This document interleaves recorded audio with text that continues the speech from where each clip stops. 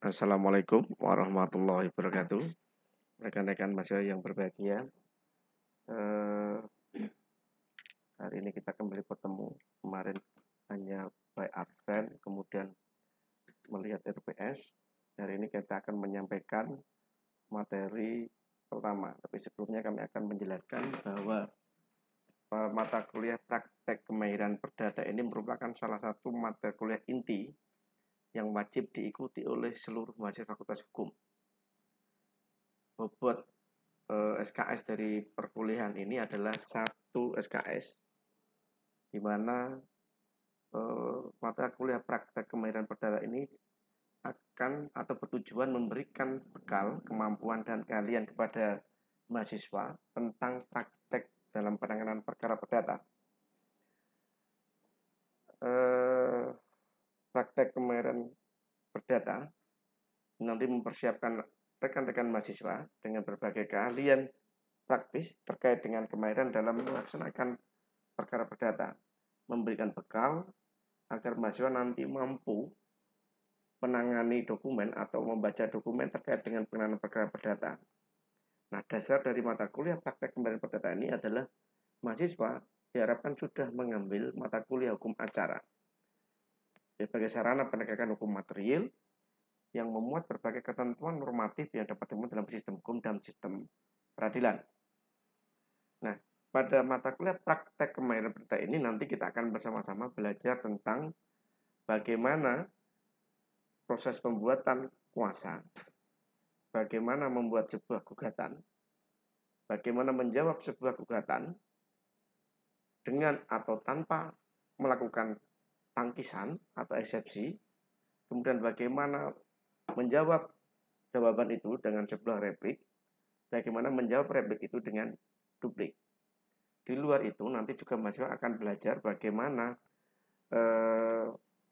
proses pengajuan alat bukti, mulai alat bukti surat, kemudian pengajuan saksi, pemeriksaan saksi, baik saksi fakta maupun saksi ahli dalam berbagai posisi, baik dalam posisi sebagai penggugat maupun tergugat. Di mana kemudian hasil itu mahasiswa juga akan dilatih untuk membuat sebuah kesimpulan dari sebuah persidangan perdata, dan nanti diakhiri juga dengan bagaimana putusan hakim dapat dibuat untuk memenangkan posisi apakah penggugat ataukah tergugat. Mahasiswa yang berbahagia, jadi itu materi yang akan kami sampaikan dalam mata kuliah pembelajaran praktek kemahiran perdata. Nah, berhubung proses belajar mengajar yang tidak bisa atau belum bisa dilakukan secara normal melalui tatap muka, maka kita sementara akan melakukan perkuliahan melalui sistem daring, pembelajaran online, baik melalui aplikasi Zoom, Jitsi, atau aplikasi lain yang nanti akan di-share ke rekan-rekan mahasiswa. Harapannya nanti mahasiswa aktif untuk membuka di web Sunan, sehingga tidak ketinggalan berita. Dan tidak lupa juga mahasiswa nanti juga mohon aktif mengingatkan misalkan dosennya lupa untuk upload dan lain-lain. Ya. Nah, untuk mata kuliah pertama nanti kita akan belajar tentang bagaimana membuat surat kuasa. Ya. Nah, tidak banyak orang tahu bahwa materi dalam gugatan ini, ya, jadi surat kuasa itu dasarnya apa sih? Kenapa ada surat kuasa? Ya. Ini yang kemudian harus dipamerkan ke mahasiswa.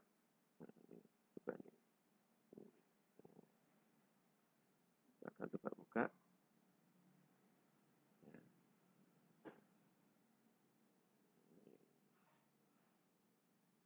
Ya. Agar lebih lebar yang bisa diketahui oleh mahasiswa. Jadi surat kuasa itu didasarkan pada ketentuan hukum IBW, yaitu pasal 1792 sampai pasal 1819. Sedangkan di HIR sendiri itu diatur dalam pasal 123 HIR. Nah, pengertian di dalam pasal 1792 yang dinamakan pemberian kuasa adalah suatu persetujuan dengan mana seseorang memberikan kekuasaan pada orang lain yang menerimanya untuk dan atas nama untuk menyelenggarakan sebuah urusan. Ini yang dinamakan dengan pemberian kuasa. Nah, dalam pemberian surat kuasa ini ada namanya surat kuasa. Surat kuasa ini adalah sebuah perjanjian terkait dengan pemberian kuasa. Nah, tentu kalau kita bicara tentang perjanjian, kita akan ingat kembali pada syarat-syaratnya perjanjian yang mengatur syarat-syarat perjanjian di ketentuan pasal 1320 KUH Perdata, di mana ada dua syarat yang harus dipenuhi, yaitu syarat objektif dan syarat subjektif. Ini harus diingat, ini nanti kaitannya dengan sah tidaknya suatu kuasa. Dilihat dari perspektif hukum perjanjian. Nah, syarat subjektif itu apa? Syarat subjektif itu terkait dengan syarat subjek hukum. Artinya apa? Orang yang memberikan kuasa, orang yang menerima kuasa, apakah sudah cakap hukum, sudah dewasa atau belum? Satu. Yang kedua ada kaitannya, apakah pihak ini pemberi maupun penerima kuasa terdapat kesepakatan? Apakah yang menerima kuasa ini bersedia betul menyetujui kuasa yang diberikan dari pemberi kuasa atau tidak? Ini kaitannya dengan syarat subjektif. Syarat objektif yaitu syarat yang berkaitan dengan objek. Maksudnya apa? Syarat berkaitan dengan objek adalah objek kuasanya ini terkait dengan apa yang diperjanjikan. Menguasakan hal apa? Ini yang paling penting. Apakah halal atau tidak sebab-sebabnya. Ini syarat-syaratnya perjanjian. Nah, kapan berakhirnya pemberian kuasa? Pemberian kuasa itu berakhir dengan ditariknya kembali kuasa si penguasa atau dengan pemberitahuan penghentian kuasa oleh si kuasa. Dan yang ketiga adalah apabila dengan meninggalnya pengampuannya atau pilotnya si pemberi kuasa maupun si kuasa. Jadi apabila sudah meninggal maka hapus kuasa tersebut. Pemberian kuasa dalam pasal 123 tidak ada mengatur keharusan harus tertulis. Pemberian kuasa dapat juga diberikan secara lesan, ya, sepanjang ada yang menyaksikan. Nah, di pasal 123 IR disebutkan bila mana dikehendaki kedua belah pihak dapat dibantu atau diwakili oleh kuasa yang dikuasakan itu dengan surat kuasa teristimewa, kecuali kalau yang memberi kuasa itu sendiri hadir. Penggugat dapat juga memberi kuasa itu dalam surat permintaan yang ditandatanganinya dimasukkan menurut ayat pertama pasal 118 atau jika gugatan dilakukan dengan lisan menurut pasal 120. Maka yang demikian itu harus disebutkan dalam catatan yang dibuat surat gugat tersebut. Ini kaitannya syarat untuk pemberian kuasa dalam pasal 123 ayat 1.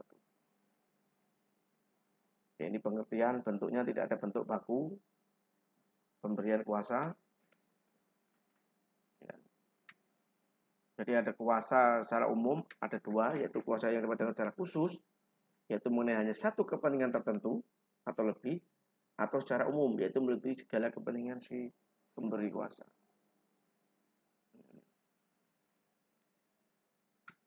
Nah, pemberian kuasa yang secara umum itu nanti di pedomannya di pasal 1796 BW KUH Perdata, sedangkan pemberian kuasa secara khusus ada diatur di pasal 123.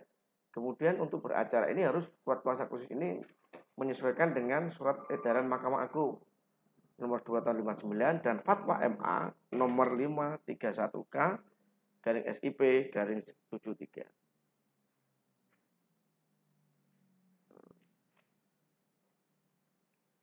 Ini ketentuan undang advokat, jadi kuasa ini kalau kaitannya dengan praktek kembali perdata, berarti kuasa itu diberikan kepada seorang advokat, karena yang boleh memberikan jasa bantuan hukum hanyalah seorang advokat.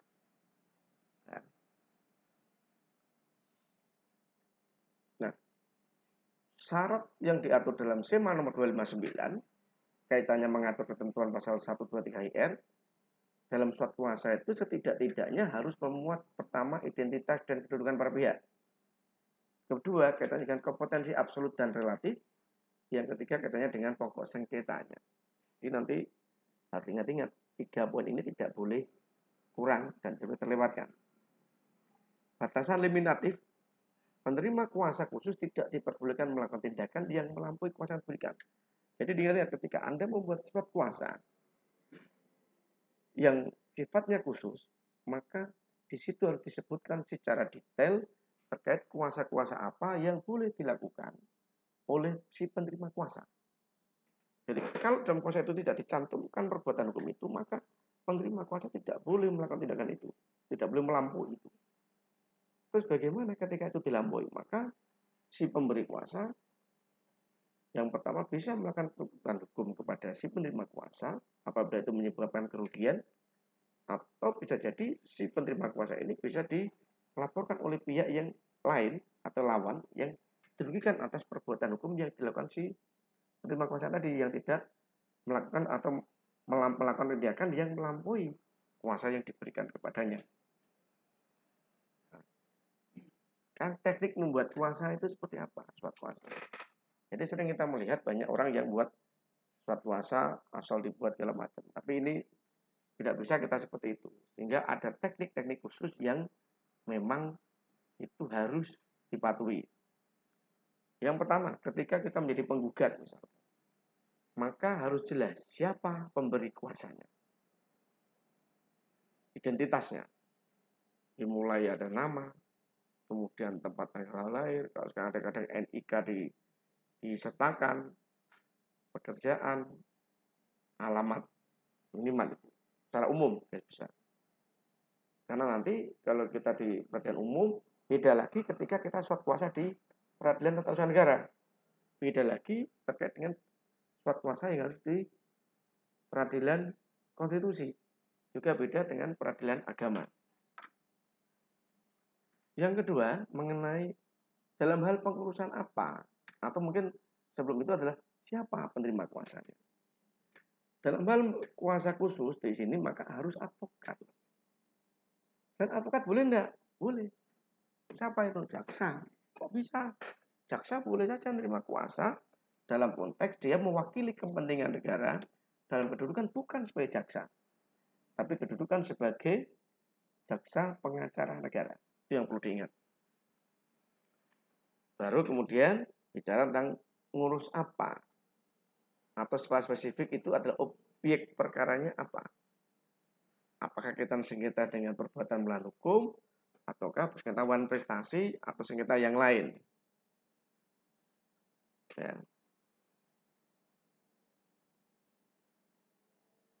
Ini sangat perlu diperhatikan. Nah, ada juga perlu ditambahkan di situ adalah kaitannya dengan surat kuasa itu adalah di mana proses hukum ini akan diajukan atau ditujukan di peradilan hukum mana, peradilan negeri mana. Ya, ini ada format umum surat kuasa bagi peradilan di pengadilan. Ya, yang pertama kepala surat itu berisi dengan identitas para pihak, kemudian khususnya itu pihak yang digugat, kemudian kaitannya pokok sengketa, kompetensi absolut atau relatif suatu pengadilan, disebutkan. Apabila kita tergugat, jangan lupa dalam posisi tergugat Anda harus menyampurkan atau menuliskan dalam perkara nomor berapa. Ini khusus tergugat harus menyebutkan itu dalam perkaranya. Kalau penggugat tidak perlu nomor perkara, tapi kadang banyak yang overlap ketika masa belajar itu suruh buat gugatan sebagai penggugat yang menyebutkan nomor perkaranya. Padahal gugatan masuk itu belum dikasih nomor perkara. Jadi ketika didaftarkan di pengadilan itu kita ngasih nggak ada nomor perkaranya. Nanti yang ngasih perkara siapa? Dari pengadilan setempat. Nah, dalam surat kuasa ini disebutkan haknya apa? Misalkan menghadap jabat kepolisian. Tingkatnya apa? Disebutkan Polsek, Polres, Polda, atau Mabes. Kemudian disebutkan juga kewenangan lain, misalkan membuat menandatangani perdamaian-perdamaian, membuat dan melakukan dan menerima pembayaran-pembayaran, membuat dan menandatangani surat-surat, membuat menandatangani gugatan, membuat menandatangani permohonan-permohonan, laporan polisi dan sebagainya, itu harus dirinci perbuatannya itu. Bahkan kalau perlu misalkan di dalam surat disebutkan juga kaitannya dengan kewenangan untuk menerima salinan putusan. Jadi kalau tidak disebutkan itu, nanti jangan kaget. Setelah diputus, Anda nggak boleh menerima putusan. Kenapa? Dalam surat kuasa Anda tidak disebutkan itu. Sehingga sangat penting bagi kita untuk memahami hal-hal apa saja yang perlu dibuat dalam suatu surat kuasa. Nah, sekarang hal apa yang perlu diperhatikan dengan poin lain, yaitu misalkan di identitas. Maka identitas yang disebutkan, subjek hukum ada dua. Bisa orang, bisa badan hukum. Surat kuasa itu beda. Kalau orang itu lengkap, nama, tempat tanggal lahir, NIK, kalau perlu agama, dan tapi kalau badan hukum cukup jabatannya.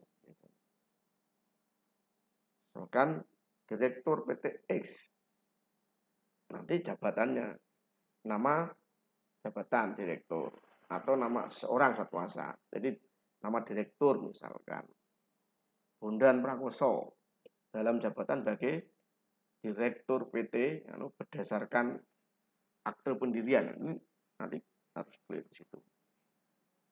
Ya. Kaitannya kompetensi absolut relatif ini kaitannya nanti misalkan mau buat gugatan di mana, sehingga harus masuk di dalam surat kuasa ini. Ya, pokok sengketanya secara besar dua, apakah manifestasi ataukah perbuatan melawan hukum. Nah, dalam hak kuasa itu ada namanya hak substitusi. Hak substitusi adalah hak ketika kita penerima kuasa itu boleh, misalkan saya sidang nggak bisa ini, tapi saya ada hak substitusi. Oh wes, selama bukan persidangan saksi, saya bisa melimpahkan atau mensubstitusi kuasa saya untuk menerima misalkan jawaban dari pihak lawan, saya substitusi ke rekan saya, pengacara yang lain yang tidak dalam surat kuasa. Boleh. Ini diatur dalam 1803. Kaitannya honorarium. Jadi kalau bisa dalam proses hukum itu sebelum menantang kuasa, kita kuasa hukum clear dulu berapa nih fee kita, ya dapatnya berapa, itu harus clear. Kecuali kuasa itu diberikan secara cuma-cuma, jadi nggak usah ngomong honorarium sebutkan menerima kuasa berhak untuk melakukan bla bla. Kemudian itu hak retensi 1812, yaitu adalah si kuasa atau si penerima kuasa ini berhak menahan segala apa yang kepunyaan si pemberi kuasa, ya, selama dirinya belum dibayar lunas atau haknya belum dipenuhi. Misalkan kita ada kuasa dengan PT X, saat itu kita kuasa fee katakanlah 100 juta, kemudian sukses fee-nya 10% dari perkara. Perkara itu 1 triliun, tinggal hitung aja 10%-nya. Ketika kita belum mendapatkan fee atau mungkin kita belum dapat sukses fee diberikan, kita berhak. Ini putusanmu tak tahan di sini. Tak tahan. Berkasmu nggak akan saya kembaliin. Kenapa? Kamu belum lunasi kewajiban kepada kami. Ini yang disebut dengan hak retensi, nahan. Tapi kalau sudah dibayar lunas, tidak bisa. Dia harus menyerahkan. Ya. Ini ada beberapa contoh surat kuasa. Materi Anda bisa download di aplikasi Sunan. Dan penjelasan memang ada di ini. Jadi misalkan ada hal yang tidak dipahami, Anda bisa kirim pesan melalui aplikasi Sunan atau langsung ke WA saya. Dan yang terpenting adalah jangan lupa dalam pemberian kuasa itu jangan lupa diberikan materai. Ya, dikasih materai pada kolom pemberi kuasa. Gunanya apa atau materai itu? Berdasarkan Undang-Undang 13 tahun 85 tentang biaya materai. Jadi materai ini fungsinya adalah sebagai bagi kita itu sudah bayar pajak atas dokumen dalam yang kita buat. Atau surat-surat itu sudah membayar pajak. Sehingga ketika surat tersebut sudah dibuat materai, maka dapat digunakan sebagai alat pembuktian mengenai perbuatan pernyataan atau yang bersifat perdata. Jadi sudah jadi pembuktian. Jadi kalau ada materai enggak bisa jadi pembuktian. Atau dianggap tidak sah karena belum bayar pajak. Saya kira itu penjelasan dari kami. Kurang lebihnya mohon maaf. Atas perhatiannya diucapkan terima kasih. Salam pro justisia.